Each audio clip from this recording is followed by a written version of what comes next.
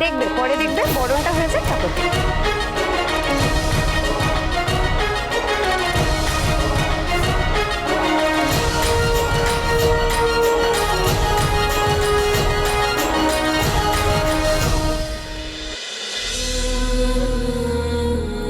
ঠাকুর,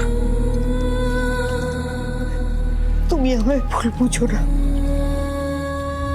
যে যতই ভুল বুঝো, তুমি অন্তত আমাকে ভুল বুঝো না ঠাকুর। তুমি তো জানো এই সময় আমাদের একটা বংশধরের কতখানি দরকার ছিল। মেয়ে সন্তান দিয়ে তো বংশ রক্ষা হয় না। বংশ রক্ষা একমাত্র ছেলে সন্তানই করতে পারে। আমায় ক্ষমা করে দিও ঠাকুর, আমায় ক্ষমা কর।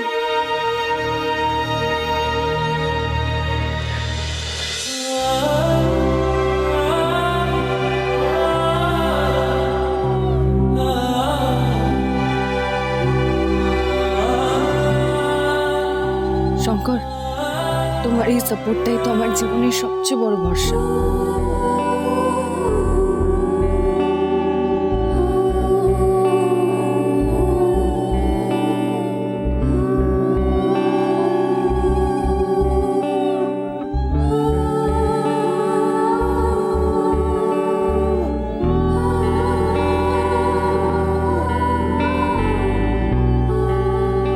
তুমি খুব ভুল করলে মহেশ্বরী, খুব ভুল করলে।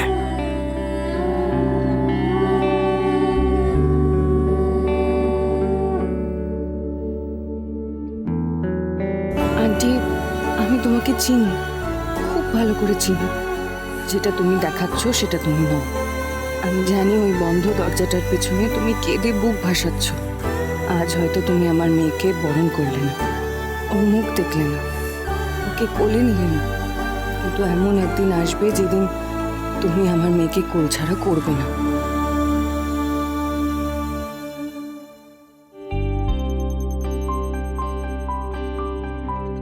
ঘরে এসো মেজ বৌমা, ঘরে এসো।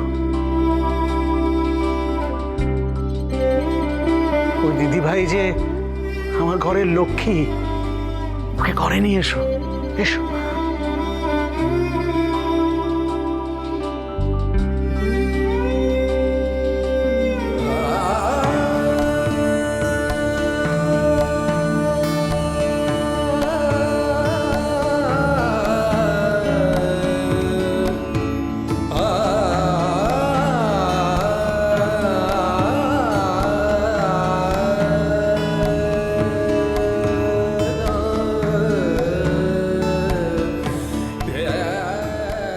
মেজদি ভাই, তোর ঘরটা কিন্তু আমি দারুণ সুন্দর করে সাজিয়ে দেবো, আর পুচকিটার জন্য অনেক টয়েস, অনেক কিছু নিয়ে আসবো।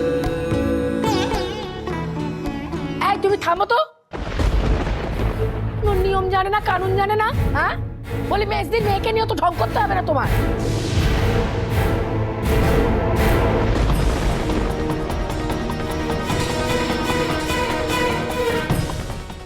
মা, আমরা 3 বোন আমাদের বাবা মার নয়নের মণি ছিলাম। আমরা মেয়ে বললে আমাদের বাবা মা কখনো আমাদের ছোট করে দেখেনি।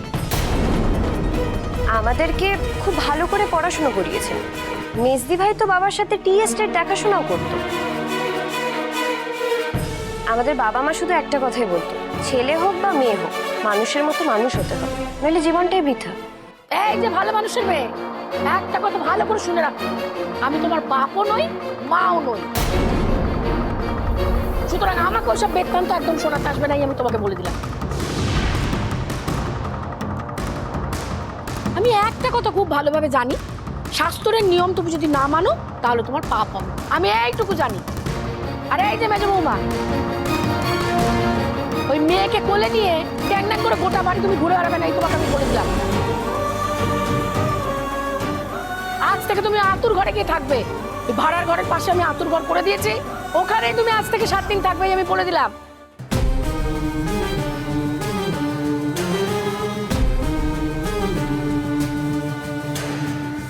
আমি যেন না দেখি তোমাকে ওই মেয়ে কোলে নিয়ে ড্যাং ড্যাং করে গোটা বাড়ি ঘুরছো আর গোটা বাড়িকে অসুচি করছো। একদম মনে রাখবে এই কথাটা। তুমি খালি আতুর ঘর থেকে বেরিয়ে কল ঘরে যাবে, কল ঘর থেকে বেরিয়ে আতুর ঘরে যাবে। মনে রাখবে তোমার জন্য যেন কাউকে অসুচি না হতে হয়। ভাড়ার ঘরের পাশে? হ্যাঁ, ভাড়ার ঘরের পাশে মেঝেতে ওই চাদর শতরঞ্চি সব কিছু পাতা রয়েছে।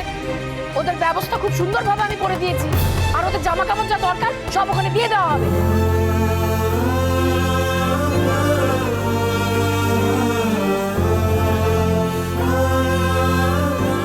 ওইটুকু ছোট খুপড়ি ঘরে ওইখানে আমাদের মেয়েকে নিয়ে থাকবে কি করে? ওইভাবে কেউ থাকতে পারে নাকি? আর তাছাড়া এখন আমাদের মেয়ের পরিষ্কার পরিচ্ছন্ন জায়গা দরকার। শোন বাবা, সেটুকু জ্ঞান না আমার আছে, বুঝেছিস? যথেষ্ট আছে।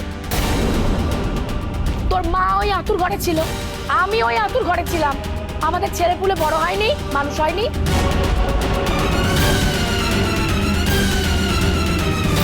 তোদের সব ভাই বোনকে তো আমিই মানুষ করেছি।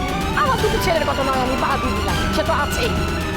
আমরা যদি পেরে থাকি তাহলে তোর বউ পারবে না কেন? হ্যাঁ, সে বড় লোকের বেটি বলে তার কি আতুর ঘরের জন্য একবারে রাজপ্রাসাদ বানিয়ে দিতে হবে? আগামী 7 দিন ওই আতুর ঘরে তোর মেয়ে আর বোন থাকবে, এটা আমি বলে দিলাম। এটাই এ বাড়ির নিয়ম, মনে রাখবি। কিন্তু পিসিমা, শঙ্কর, বাড়ির যেটা নিয়ম, যেটা পিসিমা আন্টি সবাই পালন করেছে, সেটা আমিও পালন করব। যেদিন পিসিমাকে বোঝাতে পারবো যে এই নিয়মগুলো ভুল, সেদিন পিসিমা নিজেই বলবে এই নিয়মগুলো আর পালন করব না। আমি পাপের জন্মেও না কোনোদিন ওরকম অলক্ষণের কথা মুখে আনবো না। আমাদের না সমাজের নিয়মগুলো পাল্টাতে হবে, যাতে আমাদের সন্তানদের আর এই একই প্রবলেমগুলো ফেস না করতে হয়। তবে বাইরে থেকে নয়, ভেতর থেকে। নিজেদেরকে ভেতর থেকে পাল্টে ফেলতে হবে।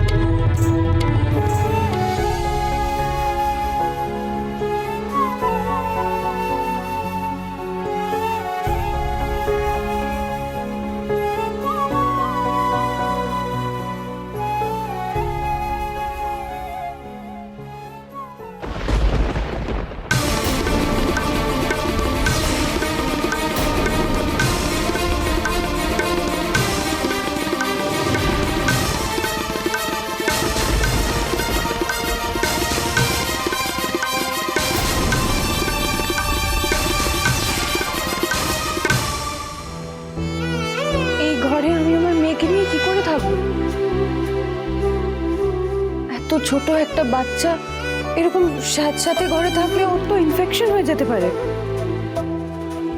ইম্পসিবল। তুমি আমাদের মেয়েকে নিয়ে কিছুতেই এই ঘরে থাকবে না, এত আনহাইজেনিক পরিবেশে কিছুতেই না। শঙ্করদা তো একদম ঠিক কথা বলেছে রে মেজদি ভাই। তুই এখানে থাকিস না, তোকে থাকতে হবে না এখানে। আতুর ঘরে থাকার কি কষ্ট আমি হারে হারে কিছুদিন আগে টের পেয়েছি মেজ বৌদি। দেখো তোমরা দুজন যদি এই আতুর ঘরের নিয়মটা পাল্টাতে পারো। তোমার সাহস তো কম নয়, হ্যাঁ? আতুর ঘরের নিয়ম বদলাবার জন্য তুমি ওকে উস্কাচ্ছ।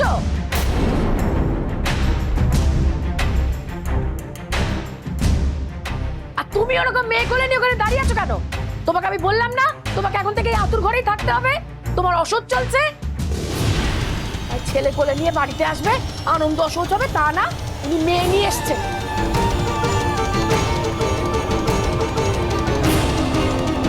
ওই মেয়ে নিয়ে এখন আনন্দকে নিরানন্দ করে এখানেই তোমাকে থাকতে হবে। প্লিজ পিসিমা, আমার কাছে আমার মেয়ের জন্মানোটা একটা বিরাট আনন্দের ব্যাপার।